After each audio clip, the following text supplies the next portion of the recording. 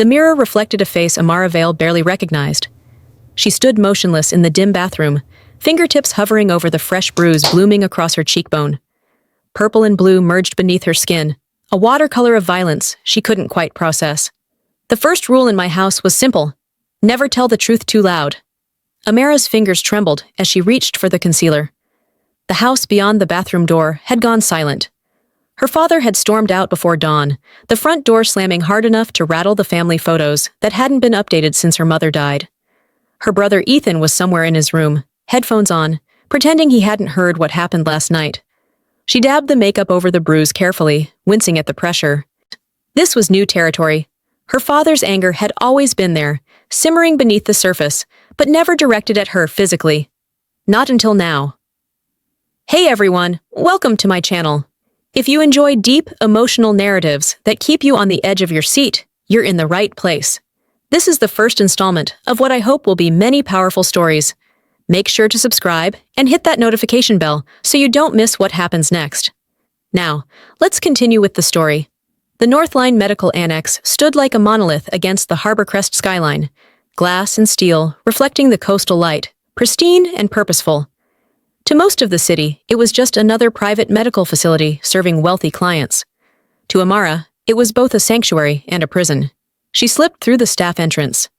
Badge clipped to her scrubs, head down as she passed security. 6 months working here, and she still felt like an imposter. The fluorescent lights were unforgiving, but her makeup held. No one would notice unless they were looking for it. "Morning, Vale." Dr. Reynolds nodded as she passed, eyes already moving to his tablet. He never really saw her, which was precisely how she preferred it. The medical supply room was Amara's domain. Inventory, stocking, occasional assistance with patients. Simple work that required attention to detail and discretion. Perfect for someone who'd learned to be invisible. She was checking controlled substance counts when she first noticed them. 3 men in suits that were too expensive for a normal hospital visit. They spoke in low tones with one of the administrators. Their posture casual, but their eyes alert. One of them glanced her way, and Amara immediately dropped her gaze back to her clipboard. But she'd seen enough at that moment. The bulge of a holster beneath a tailored jacket. The way the others positioned themselves with sightlines to all entrances. These weren't patients or doctors or pharmaceutical reps. "Ms. Vale."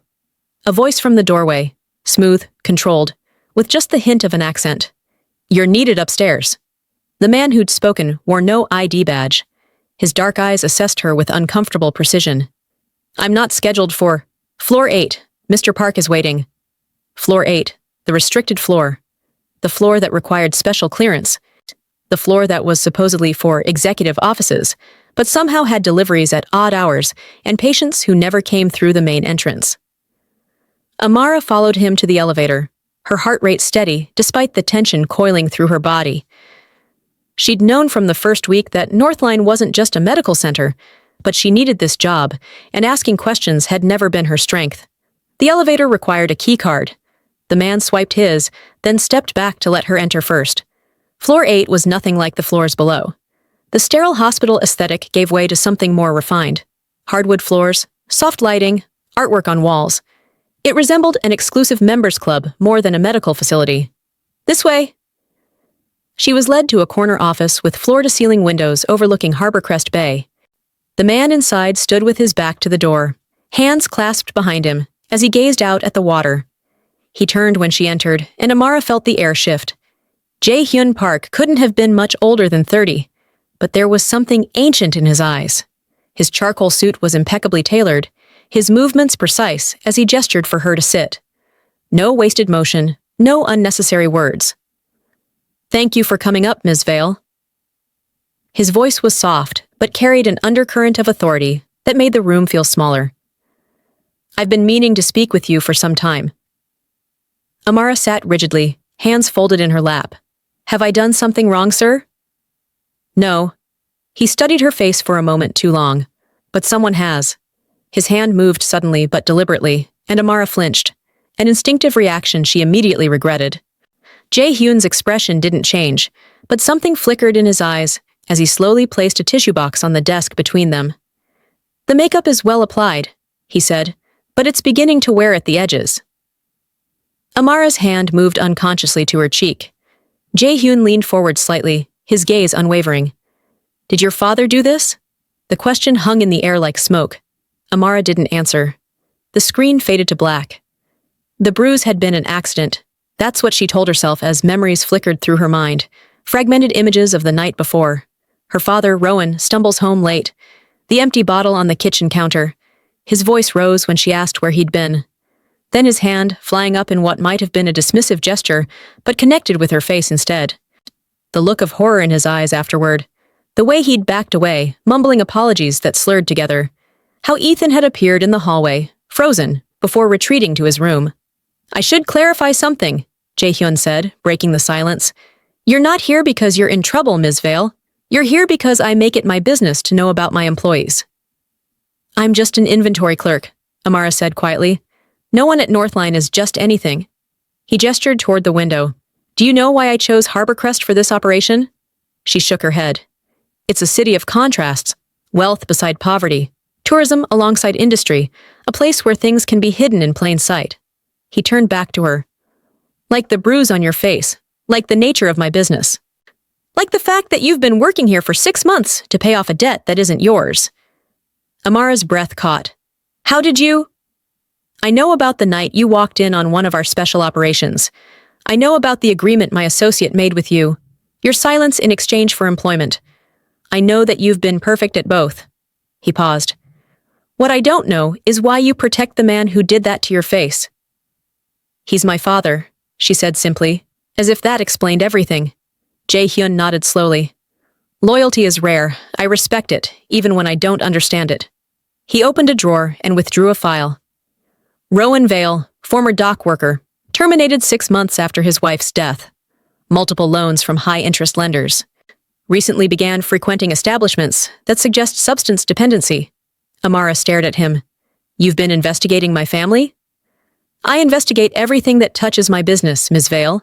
His tone remained neutral. "Your brother Ethan has been accepted to the state university, despite your family's financial situation. Curious, isn't it?" A cold feeling spread through Amara's chest. "What are you implying?" "Nothing yet, but I'd like you to tell me about your home situation. The full truth." "Why?" "Because lies have a way of becoming dangerous," Jae-hyun said, "and I prefer to eliminate danger before it arrives at my door." Amara looked out at the bay, the sunlight sparkling on the water in stark contrast to the conversation unfolding in this room. She'd been silent for so long, about her mother's death, about her father's decline, about the strangers who sometimes came to their door late at night, about the feeling that her life was balanced on the edge of something dangerous. "My mother died 3 years ago," she finally said. "Cancer. It was quick. My father never recovered. He lost his job, started drinking. The bills piled up." She swallowed hard. "Last night was the first time he ever hit me. I don't think he meant to." "And your brother?" "Ethan's smart. Too smart for Harborcrest. He deserves to get out." Jae-hyun's eyes narrowed slightly. "That doesn't answer my question." "I don't know what you want me to say." Amara met his gaze directly for the first time. "We're just trying to survive. Survival takes many forms, Ms. Vale." He closed the file. "Some more destructive than others."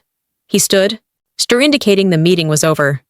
As Amara rose to leave, he added, "If you ever feel unsafe at home, there are resources available to you." "Through the hospital's employee assistance program?" she asked, with a hint of bitterness. The corner of his mouth lifted slightly. "Through me?" Amara didn't know what to make of that offer as the elevator carried her back down to her normal floor. Jae-hyun Park had just confirmed every suspicion she'd had about Northline not being a simple medical facility. He'd also demonstrated that he knew far more about her family than she was comfortable with, and for some reason, he seemed concerned about her welfare. Back in the supply room, Amara tried to focus on her inventory, but her mind kept returning to the conversation. Why would someone like Jae-hyun Park take an interest in her family's problems? What did he want? Her phone buzzed with a text from Ethan. "Dad looking for you, says he needs to talk." The hours crawled by until her shift ended. The walk home felt longer than usual, each step bringing her closer to a confrontation she wasn't ready for. The modest 2-bedroom house they'd moved to after selling their family home looked especially small today, the peeling paint and overgrown yard physical manifestations of their decline. Ethan was in the kitchen when she entered, his lanky frame hunched over a textbook. At 19, he looked older than his years, eyes shadowed from too little sleep, shoulders perpetually tense. "Hey," he said without looking up. "Dad's in his room."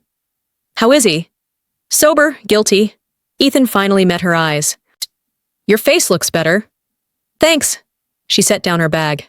"Are you okay?" He shrugged, the universal teenage signal for, "Absolutely not, but I won't talk about it." "I've got homework," he said, gathering his books. "Call me if, you know."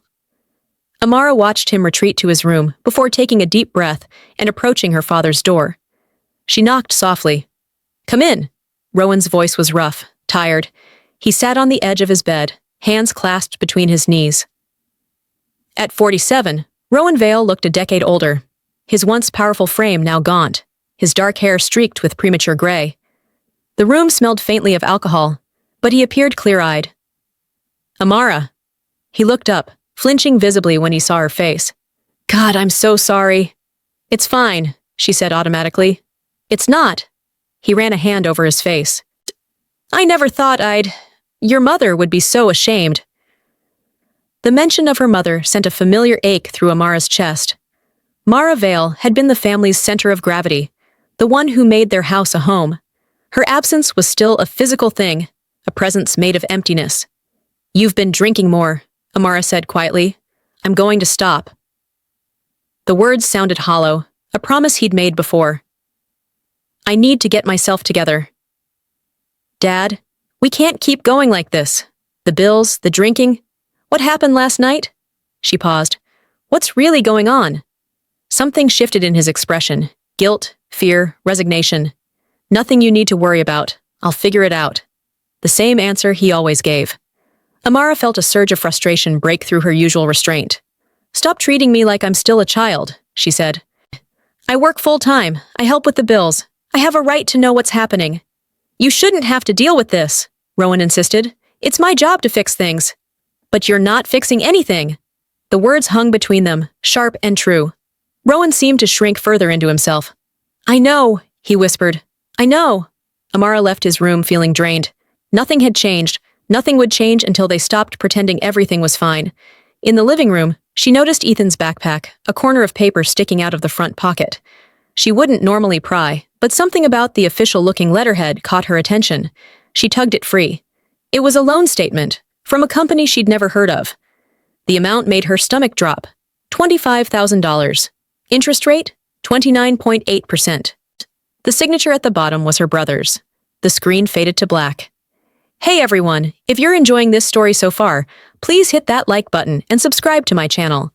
Your support means the world to me and helps me create more content like this. If you're on the edge of your seat wondering what happens next, drop a comment below with your predictions. Now, let's get back to our story. 3 days passed. Amara worked her shifts at Northline, hyper-aware of the restricted 8th floor, but never summoned back. At home, a fragile peace settled over the Vale household. Rowan stayed sober, leaving early for job interviews and returning with forced optimism. Ethan buried himself in schoolwork, avoiding Amara's attempts to discuss the loan document she'd found. On the 4th day, Amara arrived home to find an unfamiliar black sedan parked outside their house. Her steps slowed as she approached the front door, pulse quickening.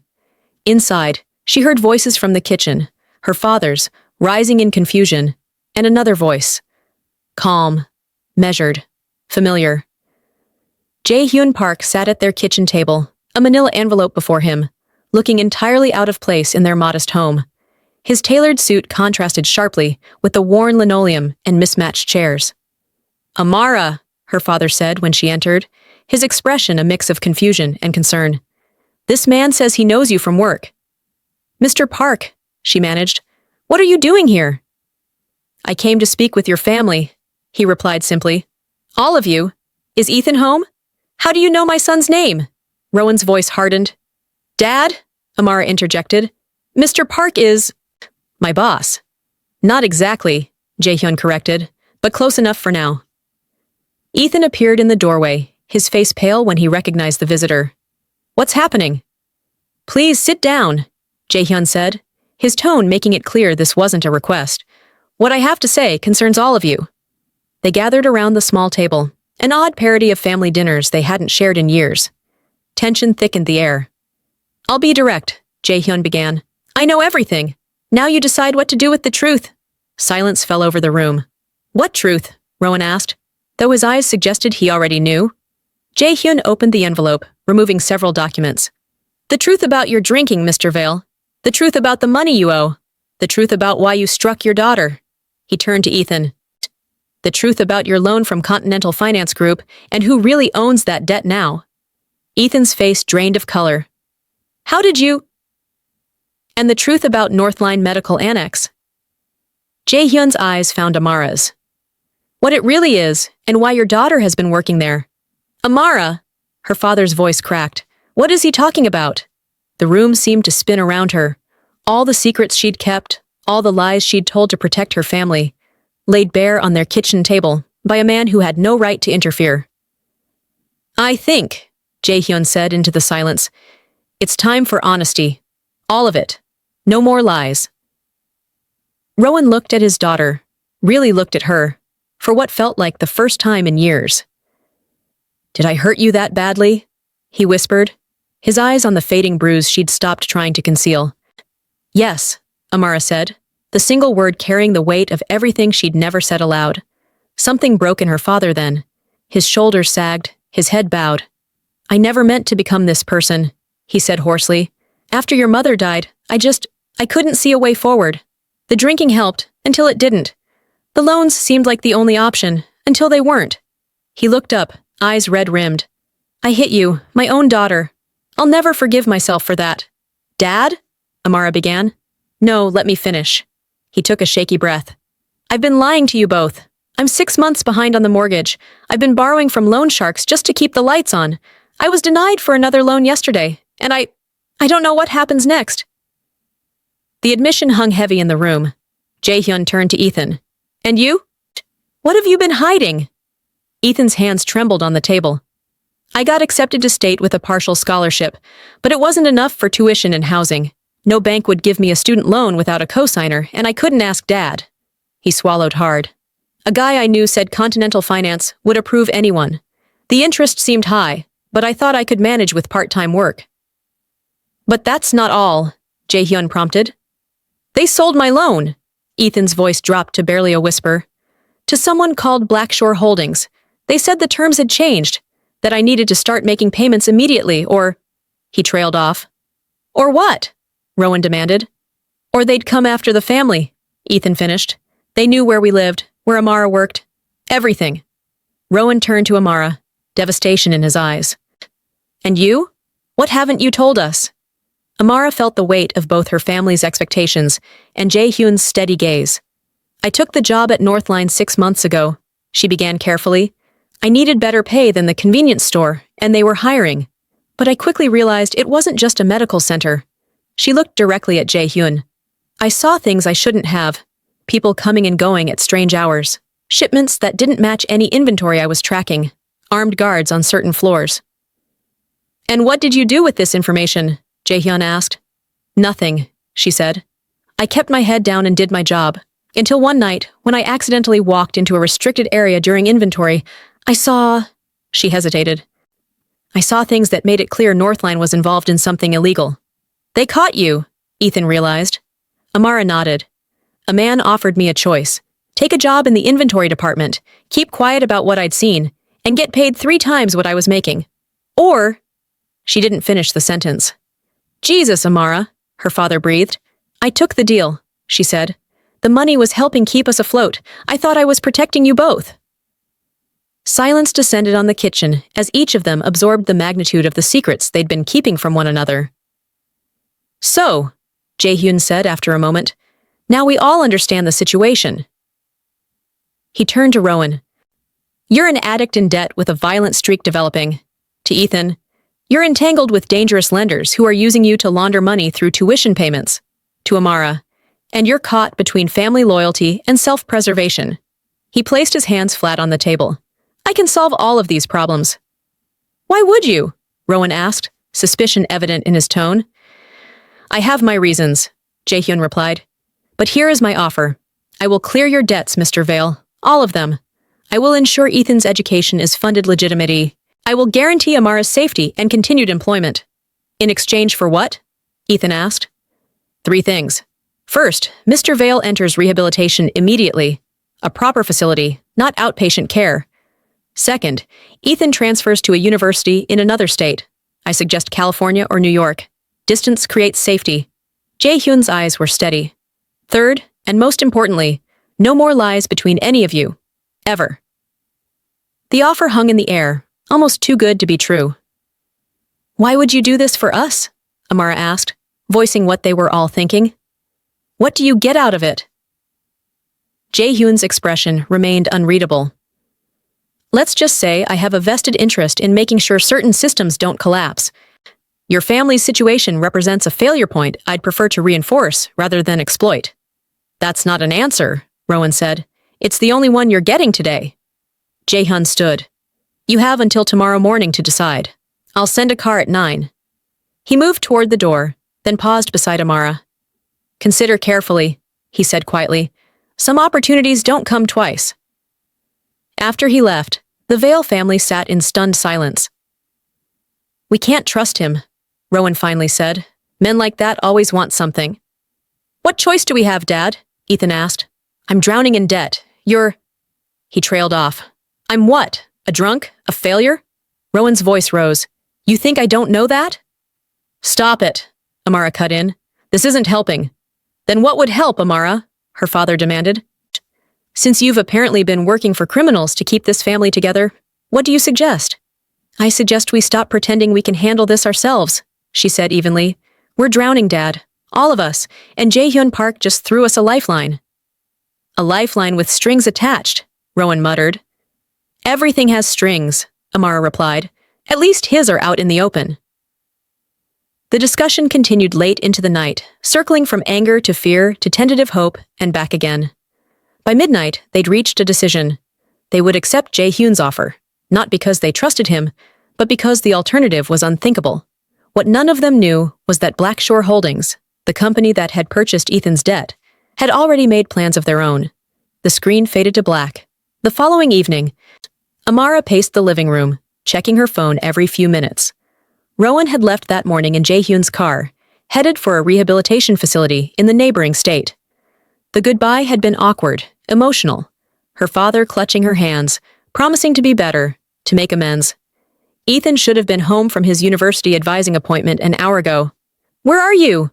She texted again, anxiety building. When the doorbell rang, she rushed to answer it, expecting her brother. Instead, one of Jae-hyun's associates stood on their porch, his expression grim. Ms. Vale, you need to come with me, now. What's happened? Where's Ethan? Your brother has been taken, the man said simply. Mr. Park is handling it. The world seemed to tilt beneath her feet. Taken? By who? Blackshore. They're using him as leverage. Leverage for what? The man's eyes were cold. Against Mr. Park. They believe he's overstepping in their territory. Amara grabbed her jacket, a cold rage replacing her fear. Take me to him, to Jae-hyun. The drive to Northline was silent, Amara's mind racing through scenarios, each worse than the last. This was her fault. She'd convinced her family to trust Jae-hyun, and now Ethan was paying the price. The associate bypassed the main building, driving instead to a smaller structure behind it. Inside, Jae-hyun stood in what looked like a control room, multiple screens showing various camera feeds. He didn't seem surprised to see her. You shouldn't be here, he said. Where's my brother? Amara demanded. Shaw, being held at a warehouse near the docks. Jae-hyun gestured to one of the screens showing a grainy image of Ethan sitting in a chair, head down. They took him as he left the university office. They're using him to send me a message. What message? That I should mind my own business. His voice was calm, but Amara could see tension in the set of his shoulders. They believe your family is under my protection now, which makes you valuable. Then help him, Amara's voice broke. You said you'd keep us safe. And I will. Jae-hyun turned to face her fully. I'm going to get your brother back, Amara, tonight. How? He nodded to the screens, where several men were assembling equipment, but not the guns and tactical gear she'd expected. Instead, there were medical cases, surveillance devices, so what looked like electrical equipment. Not with violence, he explained, seeing her confusion. That would only escalate matters. We're going to be smarter than them. He outlined the plan, a precision operation using Northline's resources. They would cut power to the warehouse, deploy a tactical team using medical-grade sedatives rather than firearms, extract Ethan, and leave evidence that would permanently cripple Blackshore's operations in Harbor Crest. Why not just call the police? Amara asked. Jae-hyun's expression didn't change. Because the police wouldn't understand the nuances of this situation, and because some of Blackshore's partners wear badges during the day. So Northline really is a criminal organization, Amara said, the confirmation of her suspicions oddly anticlimactic. I prefer Alternative Logistics Network, Jae-hyun replied, with the faintest hint of a smile. But yes, certain aspects of our operation exist outside traditional legal frameworks. And you're in charge. I oversee the East Coast corridor. He checked his watch. The team moves in 20 minutes. You'll stay here where it's safe. No, Amara said firmly. He's my brother. I'm coming. Absolutely not. You don't understand. She stepped closer, holding his gaze. Ethan won't trust your people. He'll panic, fight back, maybe get hurt. He needs to see someone he recognizes. Jae-hyun studied her for a long moment. You'll stay in the vehicle. You'll follow every instruction without question. If anything goes wrong, you leave immediately with my driver. Non-negotiable. Amara nodded. The warehouse district was deserted when they arrived, the team splitting into small groups that disappeared into the shadows. Amara sat in a blacked-out SUV with Jae-hyun and his driver, watching as he tracked the operation through an earpiece. Your people seem very professional, she observed, for a medical company. Many of them have specialized backgrounds, he acknowledged. Former military, intelligence services, special operations. And you? What's your background? Jae-hyun's eyes remained on the warehouse. Family business. Before she could ask more, he raised a hand for silence. Power cutting in 3, 2, 1? The warehouse windows went dark. What followed was unlike anything Amara had seen outside of movies. The team moved with silent efficiency, no shouting, no gunfire, or just precise coordination as they entered the building through multiple points. Through the earpiece, Jae-hyun relayed information in a calm, measured voice. Target acquired, he finally said, turning to Amara. Ethan is safe. Minor contusions, no serious injuries. Relief flooded through her. Thank you, she whispered. Don't thank me yet. Jae-hyun opened the car door. Wait here. He disappeared into the warehouse, returning 10 minutes later with Ethan, who looked shaken but largely unharmed. He rushed to embrace his sister. Are you okay?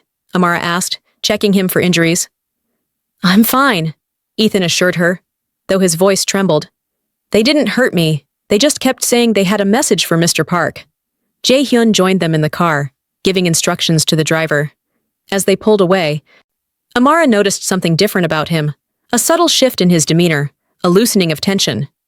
What happened in there? She asked, after Ethan was rescued. I spoke with Blackshore's local representative, Jae-hyun said. We reached an understanding. What kind of understanding? The kind where they leave Harbor Crest permanently, and I don't dismantle their entire East Coast operation. His tone was matter-of-fact. They made a significant error in judgment today. I simply helped them recognize it. You threatened them, Ethan said.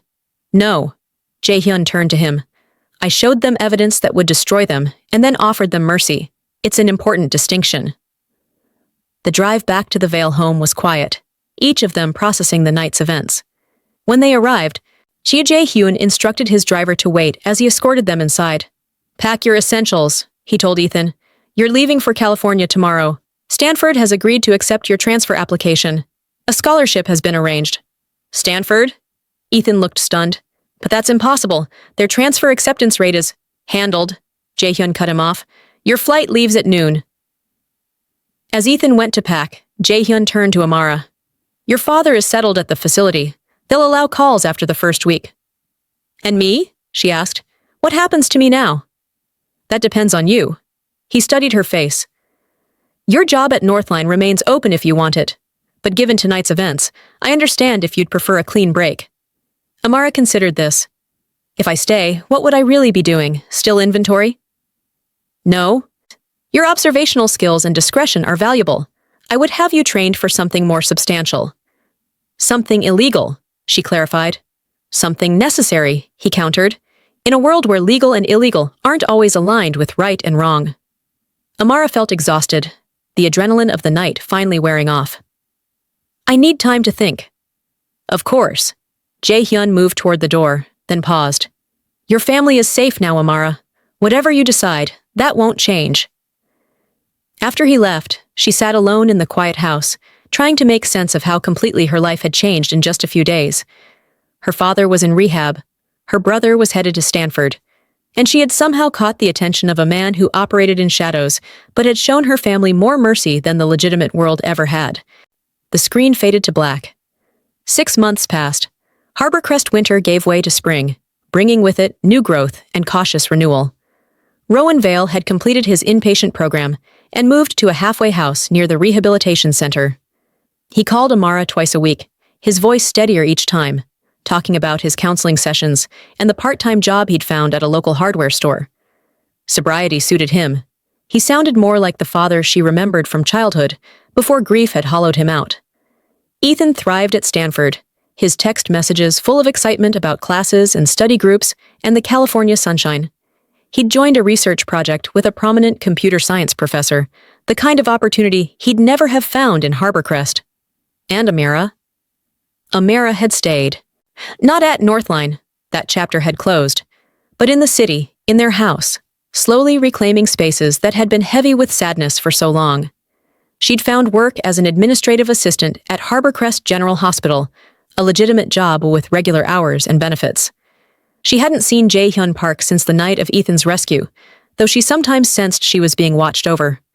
Bills mysteriously paid themselves. Car troubles were fixed before she could arrange repairs. A promotion at work came unexpectedly. On a clear Saturday morning in May, Amara drove to Oakwood Cemetery with a small bench in the back of her borrowed pickup truck. It had taken weeks to get approval from the cemetery administration, but today she would finally fulfill a promise she'd made to herself. Her mother's grave was simple, a flat marker with her name, dates, and the words beloved wife and mother etched in stone. Amara knelt beside it, clearing away old flowers and replacing them with fresh lilies, her mother's favorite. I brought something, she said aloud, her voice soft in the morning quiet. Somewhere for us to sit when we visit you. I think you'd like it. The bench was teak, weather-resistant, and simple in design. Amara had saved for months to purchase it. She was figuring out how to unload it when a familiar black sedan pulled up nearby. Jae-hyun stepped out, as immaculately dressed as ever, though his suit was more casual today. No tie, the top button of his shirt undone. He approached slowly, respectfully. May I help? He asked. Amara nodded, and together they lifted the bench from the truck, she carrying it to the spot she'd selected near her mother's grave. They positioned it carefully, Jae-hyun checking that it was level before stepping back. Thank you, Amara said, both for the immediate assistance and for everything else left unspoken. You're welcome. He glanced at the headstone. Mara Vale, your namesake. Yes, she was... Amara paused, searching for words. She was our center. When she died, we all just drifted apart. And now? Now we're finding our way back. Differently, but together. She studied him. How did you know I'd be here today? I didn't. Jae-hyun's gaze was direct. I come here every week to pay my respects. Confusion crossed Amara's face. You didn't know my mother. No, he agreed. But someone I cared about is buried 3 rows over. Lee Minji, my sister. Understanding dawned. That's why you helped us, because of her. Partly. He sat on the bench, invitation in the gesture. When she joined him, he continued. Minji struggled with addiction after coming to America. I was too focused on building our family's business interests to see how badly she was suffering. By the time I realized, it was too late. I'm sorry, Amara said quietly. When I saw your family, a father lost to grief and addiction, siblings trying to protect each other at any cost, I recognized the pattern. His voice remained steady, but emotion shadowed his eyes. I couldn't save Minji, but I could help your family find a different ending. They sat in companionable silence, the cemetery peaceful around them. Northline is changing, Jae-hyun said eventually, shifting toward more legitimate enterprises. Medical logistics, import specialization, security consulting. Is that your doing? He nodded. Growth requires adaptation. What worked in shadows doesn't always translate to daylight. And the other side of the business? Amara asked. Necessary for now, but diminishing. He turned to face her. I could use someone who understands both worlds, someone with integrity and insight. Are you offering me a job, Mr. Park? I'm offering you a partnership, he corrected, in building something better than what came before. Amara considered his words, weighing them against everything she knew about him. The calculated precision of his operations, the mercy he'd shown her family, the loss that seemed to drive his choices. I have conditions, she said finally. Name them. Complete transparency. No more half-truths or necessary omissions. I want to know exactly what I'm part of. She held his gaze.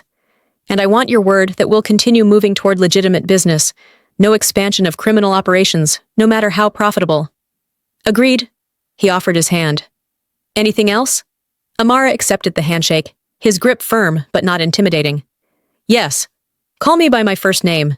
Ms. Vale makes me feel like an employee, not a partner.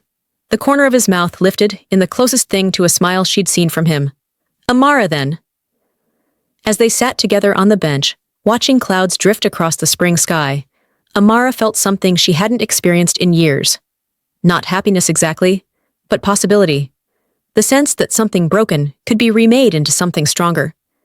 The truth didn't save us, she said softly, almost to herself. Choosing each other did.